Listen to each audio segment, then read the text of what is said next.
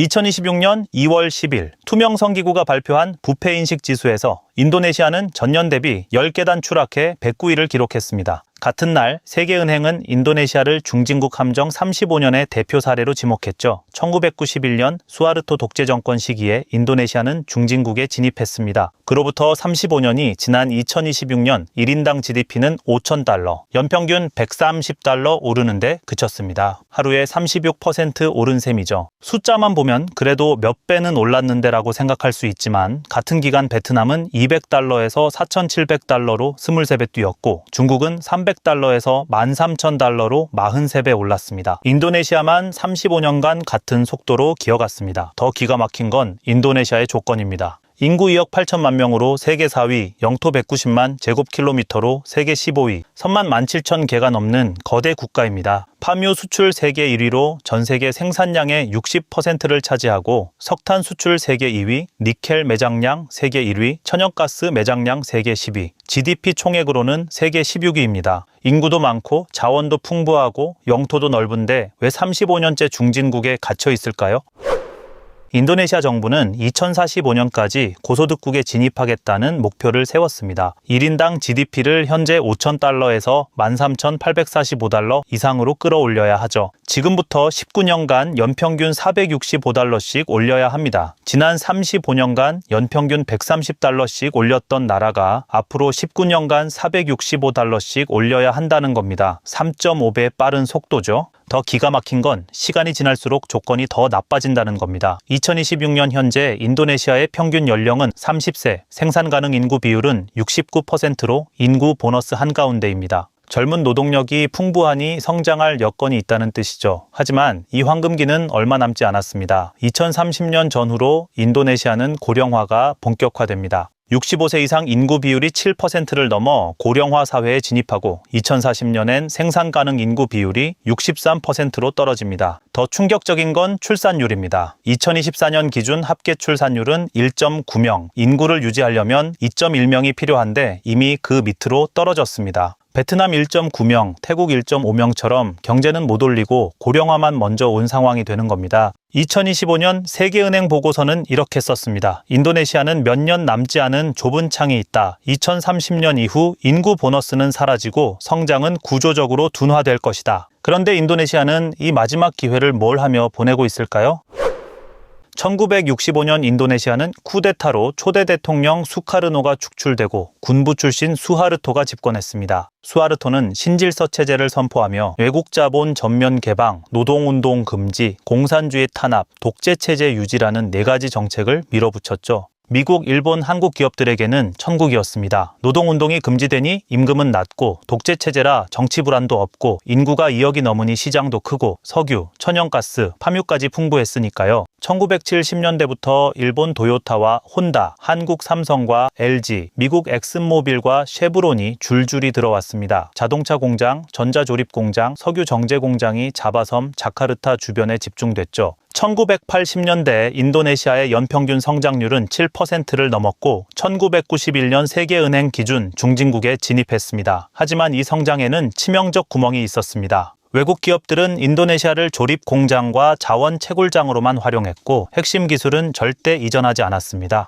일본 도요타 인도네시아 공장에서 만드는 자동차는 엔진, 변속기, 전자부품을 100% 일본에서 수입했고 인도네시아 노동자는 조립만 했습니다. LG전자 공장도 마찬가지, 디스플레이, 반도체, 모터는 한국에서 수입하고 인도네시아에서는 외관 조립만 했죠. 1991년 당시 인도네시아 정부는 이제 우리도 일본, 한국처럼 자체 기업을 키워 기술 강국이 되자라고 선언했습니다. 하지만 35년이 지난 2026년 인도네시아 자체 브랜드로 세계 시장에서 팔리는 제품은 제로입니다. 자동차도 전자제품도 기계도 소프트웨어도 없습니다. 수출품의 70%는 여전히 파뮤, 석탄, 니켈 같은 원자재죠.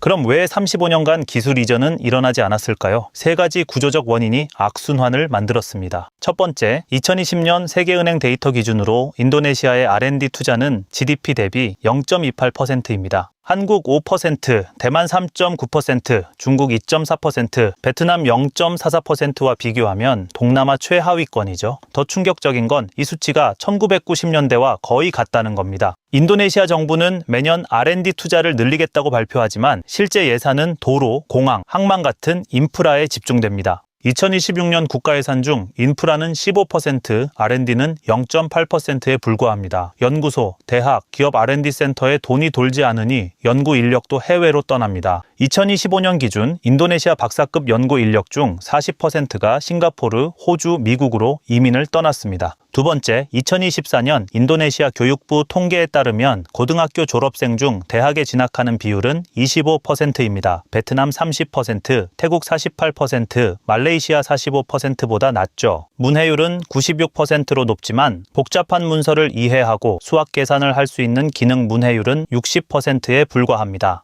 2025년 4월 인도네시아 부패근절위원회는 교육부문 청렴도지수 69.5를 발표하며 교육 시스템에 청렴성 위기가 왔다 하고 경고했습니다. 2019년부터 2022년까지 교육부 크롬북 구매 비리 사건에서는 9조 9천억 루피아, 우리 돈으로 약 8천억이 횡령됐습니다. 예산은 인프라와 건물에 쓰이고 교사급여, 연구장비, 교재 개발엔 돈이 안 돌아갑니다. 인도네시아에는 4,600개의 대학이 있지만 2024년 QS 세계 대학 순위에 들어간 대학은 14개뿐입니다. 그나마 최고 순위가 세계 237위. 인도네시아 대학생들은 우리 대학에서는 기술을 못 배운다며 졸업 후 싱가포르, 호주로 재유학을 떠납니다. 세 번째, 부정부패. 2026년 2월 부패인식 지수 109위, 점수는 100점 만점에 34점입니다. 2025년 인도네시아 시민단체 조사에 따르면 기업이 공장 건설 허가를 받으려면 정상 비용의 30%에서 50%의 추가 뇌물이 필요합니다. 세관 통관 시에도 물품 가격의 10%에서 20% 뇌물을 요구받고 토지 매입 시에도 지역 공무원, 군부, 마피아에게 3단계에서 5단계 뇌물을 줘야 합니다. 외국 기업들은 인도네시아는 투자하기엔 너무 복잡하고 비용이 많이 든다며 베트남, 태국으로 방향을 틉니다.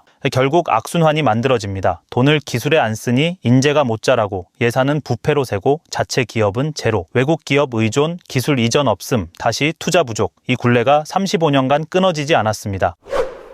그럼 인도네시아 정부가 중진국 탈출 마지막 카드라고 부르는 신수도 프로젝트는 어떨까요? 2026년 1월 13일 프라보워 대통령은 보르너섬 밀림 속에 건설 중인 신수도 누산타라를 첫 방문했습니다. 그는 이렇게 말했습니다. 이 도시는 인도네시아 미래의 심장이다. 75%의 녹지 공간, 스마트 시티, 탄소 중립, 세계 최첨단 도시가 될 것이다. 총 투자액 320억 달러, 우리 돈으로 약 42조입니다. 2030년까지 120만 명 이주 계획, 듣기엔 그럴싸합니다. 하지만 2026년 2월 현재 누산타라에 실제 거주하는 인구는 공무원 2,000명과 건설 노동자 8,000명을 합쳐 총 10,000명, 목표의 0.8%입니다. 2025년 5월까지 민간 투자 40억 달러를 유치했다고 발표했지만 대부분이 부동산, 도로, 상하수도 같은 인프라 투자였습니다. R&D 센터, 기술기업 본사 유치, 대학 캠퍼스, 외국 대사관 단 하나도 없습니다. 누산타라 마스터 플랜을 보면 공항, 도로, 전철, 상하수도, 전력망, 행정건물, 주거 단지는 상세히 나와 있지만 연구소, R&D 센터, 기술기업 단지, 첨단 제조 공장은 단 한 곳도 표시돼 있지 않습니다. 가디언지는 2025년 10월 누산타라를 유령도시 위험으로 지목했고 인도네시아 시민단체는 이 프로젝트를 하얀 코끼리, 즉 쓸모없는 거대 사업이라고 비판했습니다. 실제로 2024년 예정이었던 개막식은 2028년으로 4년 연기됐죠. 2024년 세계은행은 보고서에서 이렇게 경고했습니다. 인프라만으로는 인도네시아를 중진국 함정에서 끌어올릴 수 없다. 기술 혁신, R&D 투자, 교육 개혁 없이 누산타라는 또 하나의 비싼 기념물이 될 것이다. 2026년 3월 현재 인도네시아 정부가 발표한 누산타라 관련 예산 중 R&D와 기술 육성 항목은 0%입니다. 100% 인프라입니다.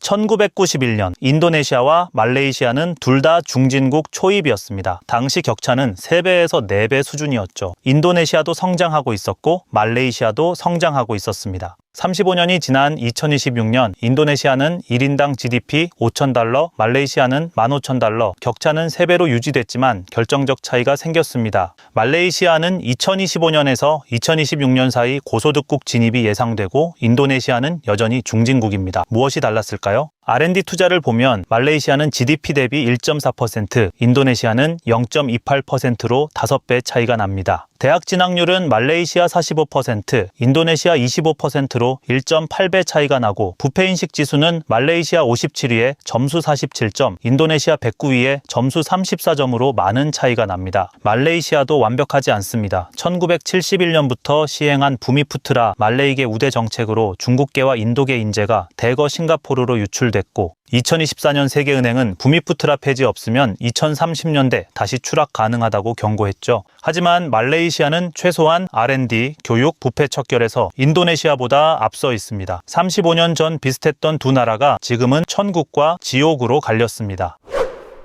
2024년 8월 세계은행이 발표한 중진국 함정 보고서의 핵심은 이겁니다. 1990년대 이후 중진국에 진입한 경제 중 단 34개만이 고소득국으로 탈출했다. 나머지 108개, 즉 76%는 여전히 함정에 갇혀 있거나 추락했다. 탈출에 성공한 한국, 대만, 싱가포르 등은 대부분 20세기 후반에 성공했습니다. 2000년 이후엔 폴란드나 칠레 정도뿐이죠. 왜 2000년대 이후엔 탈출이 이렇게 어려워졌을까요? 첫째, 리쇼어링입니다. 2020년대 들어 선진국 기업들은 공장을 자국이나 동맹국으로 옮기고 있습니다. 공급망 안보가 최우선이 되면서 인도네시아 같은 신흥국에 신규 투자가 들어오기 어려워졌습니다. 둘째, AI와 자동화로 저렴한 인건비의 매력이 사라졌습니다. 2024년부터 테슬라, 삼성 등은 무인 공장 건설에 속도를 내고 있습니다. 로봇과 AI가 다 하는데 굳이 인건비 때문에 인도네시아에 공장을 지을 이유가 없습니다. 셋째, 기술 격차가 너무 벌어졌습니다. 1980년대 한국이 반도체에 뛰어들 때 선진국과의 격차는 10년에서 15년이었습니다. 따라잡을 수 있는 거리였죠. 하지만 2026년 현재 인도네시아가 첨단 산업에 뛰어든다면 격차는 30년에서 50년입니다. 사실상 불가능한 거리입니다. 세계은행은 첫 30년 안에 함정을 탈출하지 못한 나라는 거의 탈출하지 못한다고 경고했습니다. 인도네시아는 이미 35년을 썼습니다.